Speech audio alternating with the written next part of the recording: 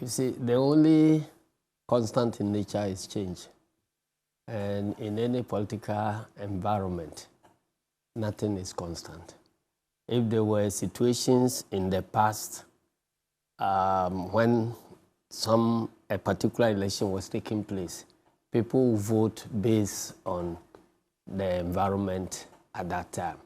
And the environment keeps changing. Right. That is why some candidates can lose election maybe 3 times, 4 times, and eventually become winners. Why must it Why be, you talk about... why must it be the NDC and John Dramani Mahama again? It is not NDC and John Dramani Mahama. It was first MPP and Nanado.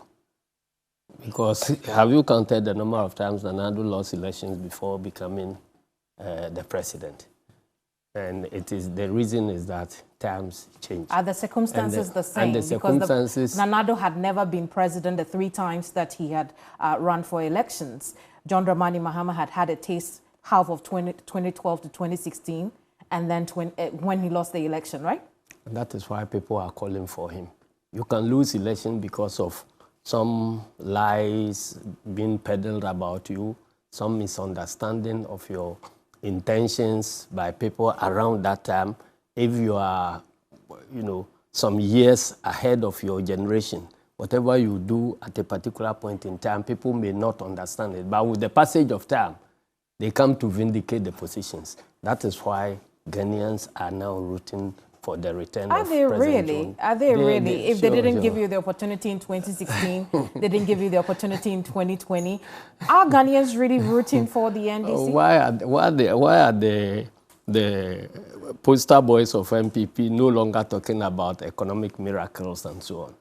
At that time, when we were interested in investing in the future of Ghanaians, they were talking about fleeting satisfactions at a particular point in time. And we have followed those fleeting satisfactions, and this is where it has brought us. Chairman, so it sounds like you're discounting the hardship under the NDC's John Dramani Mahama before he lost the 2016 elections.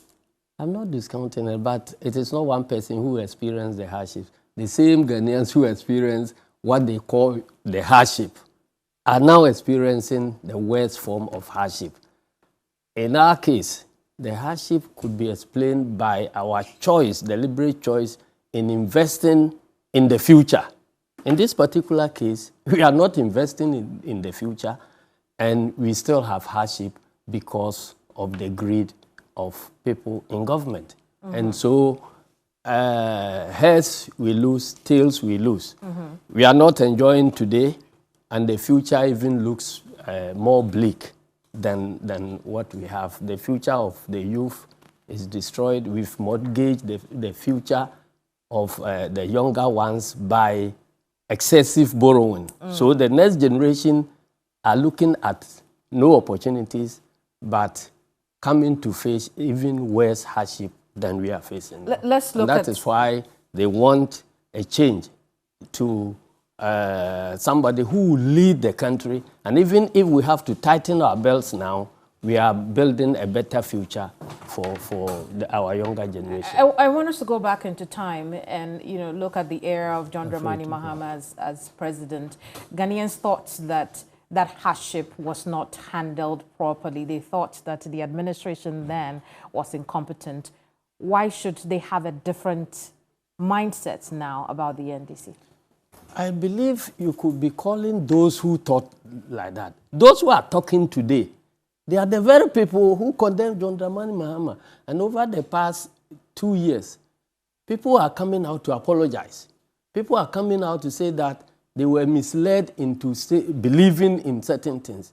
And that is, a stronger vote for President John Dramani Mahama. Because, you see, we kept saying that you can use the media or whatever techniques to brand somebody as what he is not. But when you put him in the position, his real nature will expose him. And that is precisely what has happened to Nanado. And the black painting, deliberate black painting of President John Dramani Mahama too, has been exposed with the passage of time.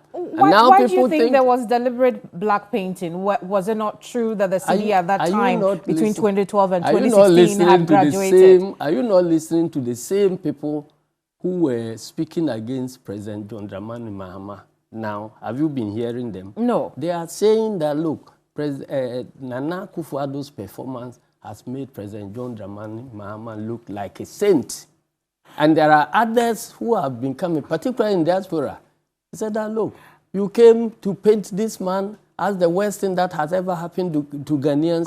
And Chairman, what I'm confused about is whether you're admitting that, there were failures under your administration, under the NDC in 2016, up until it lost the election in 2016. However, what we see now is worse off. No, that is not the point at all. What I'm talking about is that there were hardships.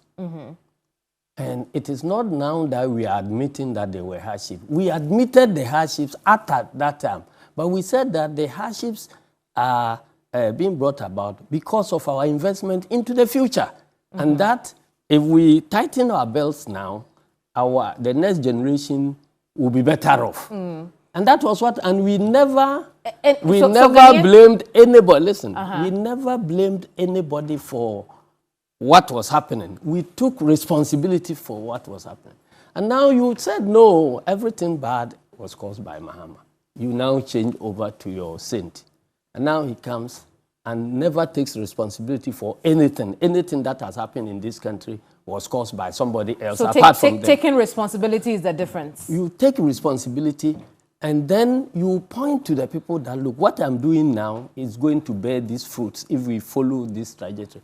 You cannot run a country like it's being done now without a significant portion of your resources going into investment into the future. If taking responsibility is the only difference between the NPP... I'm not saying that is it. That is your word.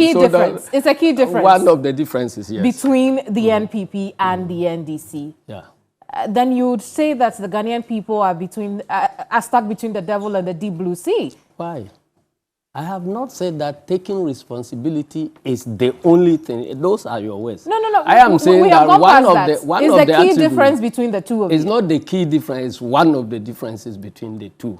The other one is that we invest in the future because whether it is family, organization, country, or anything, you need to sacrifice today for the benefit of future generations.